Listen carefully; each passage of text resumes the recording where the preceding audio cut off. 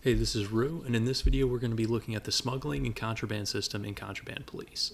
If you're not familiar with this title, I have a review up which I'll link below. Alright, let's get into it. The first thing we'll look at is how to identify smugglers. There are two ways to do this. The most obvious way is to look at the tips on the smuggler board. Sometimes these are really straightforward, like vehicle color, but other times they aren't, like certain types of forged documents. If there are just a few smuggler tips on the board, that's usually what I'll work off of and only inspect vehicles that meet the tip criteria. If a vehicle pulls up that doesn't fit any of the tips, there's no need to scan it with the UV light. If you're playing inspector mode, you need to make sure the driver doesn't match the wanted criminal poster, but beyond that, you can go right into the inspection checklist: name, passport number, and so on. On the other hand, sometimes the tip board gets to be too much to handle. 5 or 6 tips with all kinds of factors to look at: nationality, license fragments, forged documents, and so on.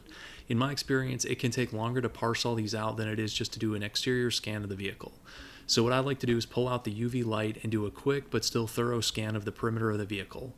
Make sure you get all fenders, tires, bumpers, and gas tanks. I'll also usually open the passenger door and shine the light on the seats, since those spots are usually really easy to spot.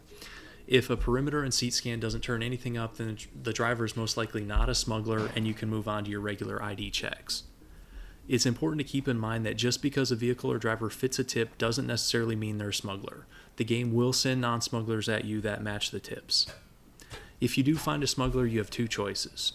Once you find the first contraband, some smugglers will offer you a bribe to let them pass. These bribe amounts can be decent, but usually I just arrest them and confiscate all the contraband. I like to arrest the driver as soon as I find the first contraband so they don't try to run off or drive off or do any of that. One important thing to keep in mind is that each smuggler will only have one type of contraband on their vehicle. For example, once you find cigarettes, you know what to look for: that red and white rectangular box. That'll be the only thing they're carrying.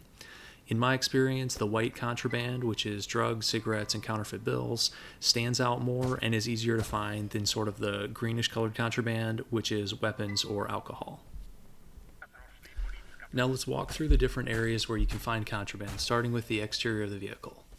Tires are the most obvious place to start. The snake icon can either be on the tire itself, the black part, or on the hubcap.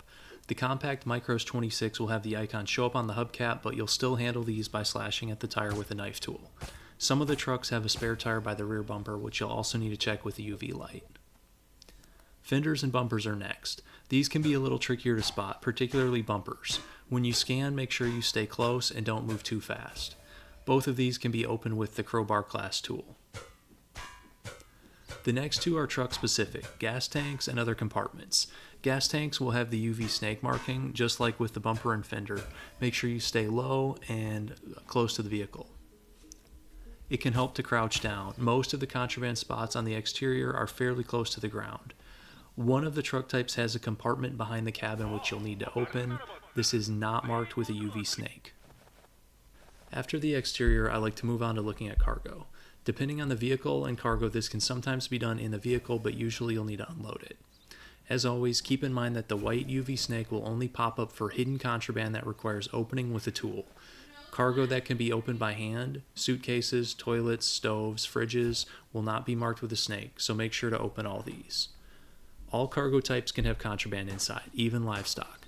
Real livestock will move and make sounds. Fake smuggler livestock is just a sculpture. Opening these up looks bad, but I promise they're just made of paper mache. You'll use different tools depending on the cargo: pitchfork for bales of hay, shovel for gravel or coal, crowbar for metal barrels or soap containers, axe for wood barrels, and knife for bags of fertilizer or concrete. Let's move on to the engine compartment and interior. Usually the engine compartment can be accessed from outside, but a few of the trucks have access from inside between the seats. The engine compartment can be tricky because sometimes there's a lot going on in there. The first place to look is the air filter. If there's contraband in there, it will be marked with a snake, and you can use a crowbar class tool to pry it off. The engine compartment also has a lot of places loose contraband can be hidden without any UV hints.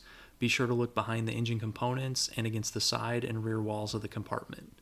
There's a space here underneath the coolant reservoir that's also a good one to check. I have two tips for checking engine compartments and interiors more generally. First, use both flashlight modes. The UV light is great for picking up stuff hidden in containers, but not that helpful for finding loose, unmarked contraband. I usually start with the UV light and then switch over to the regular flashlight. My second tip is to look from multiple different angles. Sometimes you'll only be able to see contraband from the other side of the vehicle. When looking at cars, it can be helpful to crouch by the door so you can see under the dashboard. The most obvious spots to check in the interior are the seat cushions, headrest, and headliner. These are all places that'll have the UV snake and require opening with a knife glass tool. Don't forget to check the back seat. You can usually climb back there even if there aren't rear doors, as well as checking the trunk. Once those are out of the way, I like to switch to the regular flashlight mode. There are a lot of places for loose, unmarked contraband in the cabin. Make sure you check under the dashboard, behind the sun visors, behind and under the seats, under the steering column, and so on. If the vehicle has a glove compartment, check that as well. A couple of the cars do not have glove compartments. A lot of times it's easier to spot things while outside the vehicle. This is another place where I like to crouch down. Engine and interior compartments in general are the most difficult areas to fully sweep just because there's so many places to check. Every once in a while you'll get a smuggler who just blows through your checkpoint and you have to chase him down. As you chase them, try to get your vehicle in front of theirs so that they're unable to move. Once you have the smuggler stopped, they may either surrender in their vehicle or try to take off on foot. The game doesn't penalize you for shooting fleeing smugglers, but as long as you just wound them, you can still arrest them and put them in your vehicle. Now you're in a bit of a pickle. The smuggled vehicle is full of contraband, but you're likely far from the checkpoint and you can't unload cargo in the open world. Usually what I do is get as much contraband from the vehicle as possible and then fast travel back to the checkpoint with the prisoner. Depending on the vehicle and cargo, you may be able to open some of the containers on the vehicle. If you really want to get a perfect rating, you can go back for the vehicle, bring it back to the checkpoint, but that takes a while and I don't bother. I really enjoy the finding contraband minigame, and it's a good feeling when you get all the smuggled goods and a perfect rating. You can also make quite a bit of money turning the contraband and prisoners into the police. Hopefully you found this video helpful or enjoyable. If you did, don't hesitate to like and subscribe. Anyways, that about wraps this one up. Thanks so much for watching, and I'll see you in the next one.